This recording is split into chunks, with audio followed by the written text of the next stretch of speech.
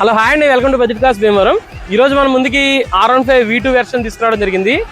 బండి అయితే చాలా ఎక్సలెంట్గా ఉందండి. నేను డ్రైవ్ చేసి చూశాను. దొరికి ఎప్పుడో కాలేజీలో ఉన్నప్పుడు తోలాను స్పోర్ట్స్ బైక్స్. ఇప్పుడు అలా ఏం లేదు, కుర్రోళ్ళకైతే బాగుంటుంది బండి. అయితే ఇది వచ్చేసి 51,000 కిలోమీటర్స్ మాత్రమే తిరిగిందండి.